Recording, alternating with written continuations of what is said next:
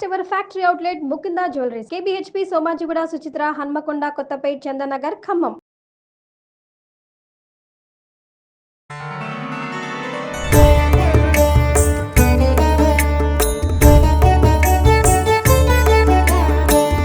नमस्तेस्तु महामाये श्रीपीठे सुरपूजिते शङ्खचक्रगदाहस्ते महालक्ष्मी नमोऽस्तुते.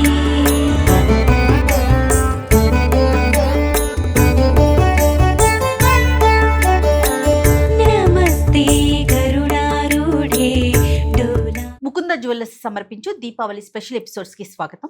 నమస్తే రమ్మగారు, దీపావళి శుభాకాంక్షలు. నమస్తే జయ, దీపావళి శుభాకాంక్షలు.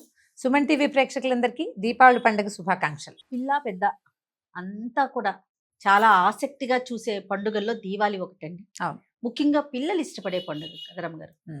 ముఖ్యంగా టపాసులు కాల్చుకుంటారు, చాలా ఆసక్తిగా ఎదురు చూస్తూ ఉంటారు. మరి ఈ సంవత్సరం ఎప్పుడు వచ్చింది? ఈ సంవత్సరం 21వ తారీఖు మంగళవారం నాడు దీపావళి పండుగ వచ్చింది. వచ్చింది. మామూలుగా కొంచెం అక్టోబరు నవంబరు అటు ఇటుగా అట్లాగే వస్తూ ఉంటుంది కదా. అవును. అదే లెక్కలో మనకి దసరా పండగ అవటం, దసరా పండగ 10 రోజులు అయిన తర్వాత పౌర్ణమి వెళ్ళి అమావాస్య వచ్చేసరికి దీపావళి పండుగ వస్తుంది. సాధారణంగా మనం అమావాస్య నాడు ఏ పండుగలు లేవు, ఒక్క దీపావళి పండగ మాత్రమే అవును. మనం అమావాస్య నాడు జరుపుకుంటాం. ఈ పండగకి నువ్వు అన్నట్టు పిల్ల పెద్ద అందరూ ఎదురు చూస్తారు. ఒక్కొక్కళ్ళు ఇల్లు వాకిళ్ళు శుభ్రాలు చేసుకోవటం కోసం, ఇల్లు బాగా క్లీన్ చేసుకోవటం, తర్వాత వ్యాపారస్తులు అయితే కొత్త దస్త్రం పెట్టడం కోసం, లక్ష్మీ పూజని, తర్వాత ఈ ధనత్రయోదశి బంగారం కొనుక్కోవటం అని, నరక చతుర్దశి నాడు పెద్దవాళ్ళని తలుచుకోవటం అని, తర్వాత పండగ వెళ్ళంగానే మళ్ళీ భగినీ హస్త భోజనం అని, రకరకాల విధానాల ప్రకారము ముఖ్యంగా నువ్వు అన్నట్టు క్రాకర్స్, దీపావళి బాణాసంచా ఇది వరకటి కంటే ఇప్పుడు బాగా ఖరీదులు పెరిగినాయని అదని అంటున్నారు. ఇప్పుడు ఏంటంటే మనకి పర్యావరణ హితానికి అది మేలు చేసేవి అవుతాయా, మేలు విషయం పక్కన పెడదాం, ఇబ్బంది కలగకుండా ఉండేలాగా దీపావళి పండగ ఎవరైనా అన్ని జాతుల వాళ్ళు కుల మత విచక్షణ లేకుండా అందరూ సరదా పడి జరుపుకునేది.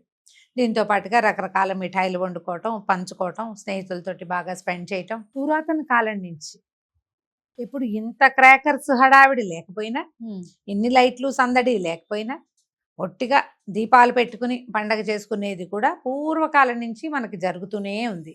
అయితే స్వతంత్రోద్యమం నాడు కొంచెం దీపావళి అవి కాస్త తక్కువగా ఉండేవి. అప్పుడు జనం చేసుకొని ఇచ్చేవాళ్ళు కాదు. మనకి స్వతంత్రం వచ్చాక ఈ 75 సంవత్సరాల నుంచి దీపావళి పండగని విస్తారంగా జరుపుకుంటున్నాము.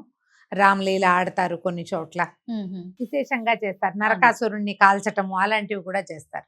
సాధారణంగా దీపావళి ఒక 5 రోజుల పండగ అనుకుందాం.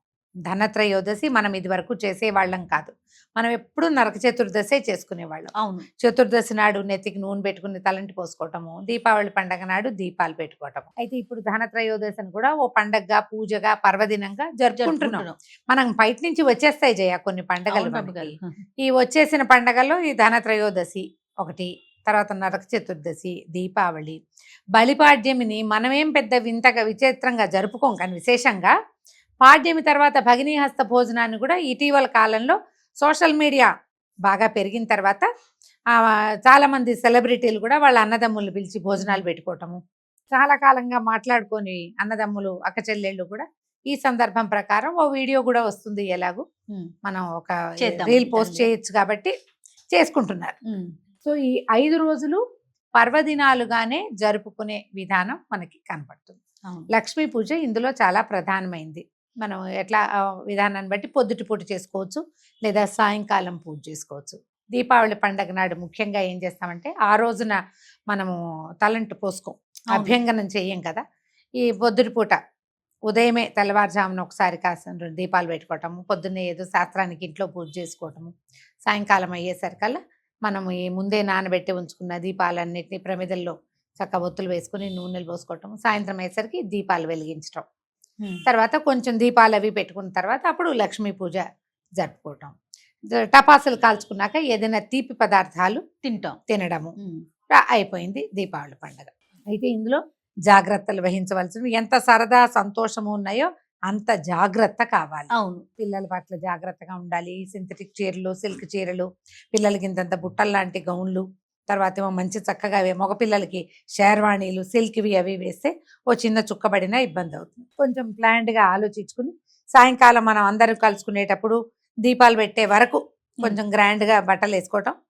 క్రేకర్స్ దగ్గరకు వచ్చేసరికల్లా పిల్లలకి బట్టలు మార్చేసి మనం కూడా చక్కగా కాటన్ బట్టలు ధరించి పిల్లలు కూడా కాటన్ బట్టలు వేసి దీపావళి సామాగ్రి గనక టపాసులు కాల్చుకుంటే ప్రమాదాలు లేకుండా ఉంటాయి.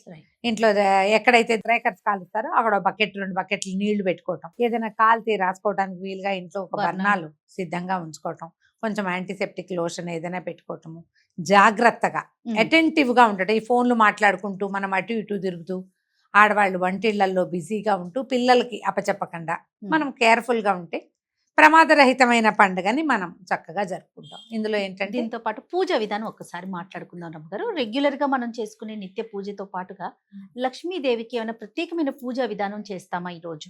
లక్ష్మికి షోడశోపచార పూజ చేసుకుంటే మంచిది ఎప్పుడు కూడా.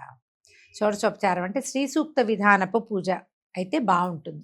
దీనికి పెద్దగా మనం వరలక్ష్మి వ్రత హడావిడి ఏమి తోరాలు కానీ కథ కానీ ఏమీ లేవు. మన ఇంట్లో ఉన్న అమ్మవారే, మన ఇంట్లోనే ఒక లక్ష్మీదేవి ప్రతిమో పూజా విశేషం ఉంటారు కదా, లేకపోతే ఒక బంగారు చిన్న కాసు పెట్టుకుని ఓ ఇత్తడిదో వెండిదో చిన్న ప్రతిమా విశేషం పెట్టుకుంటే ఆ ప్రతిమా విశేషానికి ఆవాహనము, సింహాసనం సమర్పించటము, ఆచమనీయం చేయటము, తర్వాత ఏమో అర్ఘ్యం పాద్యం ఆచమనీయం ఇచ్చాక అభిషేకం చేయటము, తర్వాత వస్త్రాలు, ఏమైనా అలంకరణ సామాగ్రి, పసుపు కుంకుమ, తర్వాత అమ్మవారి నామాలు ఉంటాయి కదా 108, లక్ష్మీ అష్టోత్తరం చదువుకుని అమ్మవారికి పువ్వులతో కానీ అక్షతలతో కానీ లేదా కుంకుమతో కానీ అర్చన చేసుకోవటం. అర్చన అయిన తర్వాత ధూపం దీపం నైవేద్యం. అమ్మవారికి శనగపిండి ఇష్టం. లక్ష్మీదేవికి శనగ ఆమె వస్తువు, ఆమె యొక్క ధాన్యం గింజ కింద చెప్తారు. శనగపిండితో చేసిన ఏ పదార్థానైనా బూందీ లడ్డూలు కానీ మైసూర్ పాకులు కానీ ఇంకా 7 కప్స్ కేక్ అని చేసుకుంటాం కదా, బర్ఫీ అవి చేస్తారు శనగపిండితోటి. అవి తర్వాత హాట్ కూడా చేయదలిస్తే కనుక ఏదైనా బజ్జీలు శనగపిండితో చేసేవి, వడలు అలాంటివి నివేదన చేసుకోవటం. అమ్మవారికి చేయవలసిందల్లా ఇందులో మనకి కథా విశేషం అవి ఏమీ లేవు. వ్రతంగా నోముగా కాదు, మా ఇంట్లో లేదు మేము చేసుకోవచ్చా అని అడగాల్సిన పనేం లేదు. లక్ష్మీదేవి అందరి ఇళ్లలో ఉండేదే, అందరికి కావాల్సిందే. దీనికి ఏ విచక్షణ లేదు. ఉంది లేదు చేయకూడదు చెయ్యొచ్చు ఏం పెట్టుకోకర్లా, సాధారణంగా చేసుకోవచ్చు. షోడశోపచార పూజ చేస్తే అయిపోతుంది. పూజా విధానం బాగుంది రమ్మగారు. అయితే దీపాలు పెట్టుకుంటాం కదా, ఏ నూనె వేసి దీపం పెట్టాలి రమ్మ? దీపాలు పెట్టుకుంటాం కాబట్టి. అవును, ఇప్పుడు ఇక్కడి నుంచి మొదలు చేయ తైలే లక్ష్మి జలే గంగా అని చెప్తారు. ఈ రోజు మొదలు తైలంలో లక్ష్మీదేవి ఉంటుంది. అసలు ఇక తైలము అంటేనే తిలలతో చేసింది అని. నువ్వుల నూనె దీపాలు పెట్టుకోండి. ఈ నువ్వుల నూనె దీపాల ప్రత్యేకత ఏంటంటే మనం ఆలోచించాలి దీని మీద లాజిక్ ఏమైనా ఉందా అని. మన పండుగలన్నిటికీ కూడా పర్యావరణ హితం ఒకటి ఉంటుంది. అవును, ఏదో ఒక లాజిక్ లేకుండా మనకి ఏర్పాట్లు లేవు. మన ప్రాంతంలో ఇది అని ఖచ్చితంగా ఎందుకుంది అంటే ఇక ఇప్పుడు చూడు శరత్కాలం ఇది కదా, ఆశ్వీజ కార్తీకాలు శరత్కాలం. ఆశ్వీజం అంతా కూడా మనం ఏదో కొంచెం జల్లు వాన చూసాం, ఎంతో కొంత చూస్తూ ఉంటాం కొద్దిగా, కానీ ఉన్నది మెల్లిగా నీకు కార్తీకం దగ్గర పడేసరికల్లా ఏమవుతుంది, పగళ్ళు చిన్నవయ్యి రాత్రులు పెద్దవవుతాయి, చలి పెరిగిపోతుంది. శరత్కాలం సగబడి పడేసరికి చలి వచ్చేస్తుంది కదా, కార్తీకం అంటే చలి వస్తుంది. ఇప్పుడు ఈ కాలంలో ఏంటంటే ఈ నువ్వుల నూనె నుంచి వచ్చేటువంటి పొగ మంచిది వాతావరణానికి, మనకి కూడా. అక్కడి నుంచి ఈ దీపం వెలిగిస్తామా, ఆ జ్యోతి యొక్క వెలుగుందే అది కంటికి మంచిది, రెటీనాకి ఆరోగ్యం, ఆప్టిక్ నర్వ్కి చల్లదనాన్ని ఇస్తుంది. మామూలుగా మన ఆప్టిక్ నర్వ్ ప్రతి వాళ్ళకి కళ్ళే. ఇప్పుడు మనం ఏం చేస్తాం, సెల్ ఫోన్లు చూసి కళ్ళు పాడు చేసుకుంటున్నాం. మనకు అవసరం ఇది. ఇప్పుడు దేంతో వెలిగించిన దీపమేనమ్మా, వెలుగే. అది ఏదైనా సరే, నువ్వు క్యాండిల్ వెలిగించు, కొబ్బరి నూనెతో వెలిగించు, ఆముదంతో వెలిగించు, నువ్వుల నూనెతో వెలిగించు. కానీ ఆముదపు వాసన వేరు, కొబ్బరి నూనె వాసన వేరు, నువ్వుల నూనె వాసన వేరు, ఆవు నెయ్యి వాసన వేరు, క్యాండిల్ వాసన మొత్తానికే వేరు. ఆ వాసన నీకు మంచిదని నువ్వు ఎక్కడైనా వింటావా? వినం. ఇది మంచిది, ఈ కాలానికి ఇది సరైంది. కాబట్టి నువ్వుల నూనె ముఖ్యమైనది. క్యాండిల్స్ ని పక్కన పెట్టండి. దీపావళి పండుగ రోజున క్యాండిల్ వెలిగించద్దు, అది కూడా మంచిదే అని మీకు అనిపిస్తే మీరు చేసుకోండి, కానీ ప్రచారం చెయ్యొద్దు. పురాతన కాలం నుంచి ఏం చేస్తున్నామో అదే చేసుకోవాలి. ఇప్పుడు ఫ్లోటింగ్ క్యాండిల్స్ అని, ఇంకోటని, అవునండి, వాసన అవును. సువాసన వచ్చేవి అవేంటో ఫ్రాగ్రెన్స్ ఆ, క్యాండిల్స్ వస్తా అని, ఉన్నాయి. ఏవో అలంకారానికి. అవన్నీ మనం దీపాలతోటి ఎందుకు చేయకూడదు? ఆ ఇన్నోవేటివ్ ఐడియా ఏదో మన పద్ధతిలోనే పెట్టుకోవచ్చు కదా, అవును, ఇందులోనే చేయొచ్చు. కొన్ని ఏవో వచ్చినాయి కరెంటు దీపాలు, అందులో నీళ్లు పోయంగానే వెలుగుతుంది, అవును. అవి వచ్చినాయి. అవన్నీ సరదాకి పెట్టుకుంటే పెట్టుకోండి. ముఖ్యంగా మనకు పండుగ రోజు కావాల్సింది మాత్రం నువ్వుల నూనె దీపం. తప్పకుండా. మీరు అలంకారానికి ఏం చేసినా అదేమి మీ ఆరోగ్యానికి కాదని మనం తెలుసుకోవాలి. మన ఆరోగ్యానికి కాదు, ఉమ్, మనకి ఇది కావాలి. అందుకని దైవం దగ్గర, తులసి కోట దగ్గర, వీధి వాకిళ్లలో, ఎక్కడైతే క్రాకర్స్ మనం ముట్టించాలో అక్కడ తప్పకుండా నువ్వుల నూనె దీపాలని పెట్టండి. నువ్వుల నూనె దీపాన్ని ప్రోత్సహించండి. ఇప్పుడు మనకి బాటిల్స్ కనపడితే దీపెన్ నూనె అని రాయబడి కనిపిస్తుంది, కానీ ప్రైస్ తక్కువ. మీరు గమనిస్తే అవును. అవేమంత మంచిగా అనిపించట్లేదు. అందులో కొంచెం రకరకాల నూనెలు అంటే కలిసే అవకాశం ఉంటుంది. కల్తీ అవడానికి అవకాశం ఉంది. వీలైతే మంచి నువ్వుల నూనె ప్రశస్తమైనది కొనండి. ఈ నెల రోజులు కూడా అదే వాడుకుంటే మంచిది. పండగ రోజున కనీసం వాడండి, తప్పకుండా. పండగకైనా వాడితే ఆరోగ్యానికి మంచిది. ప్రమాదరహితమైన, కాలుష్యరహితమైన స్నేహము, సౌహార్ద్రము అవి వెళ్ళి విరిసేలాగా చక్కగా దీపావళి పండగ జరుపుకోండి. తప్పకుండా రమ్మగారు, మరొకసారి దీపావళి శుభాకాంక్షలు.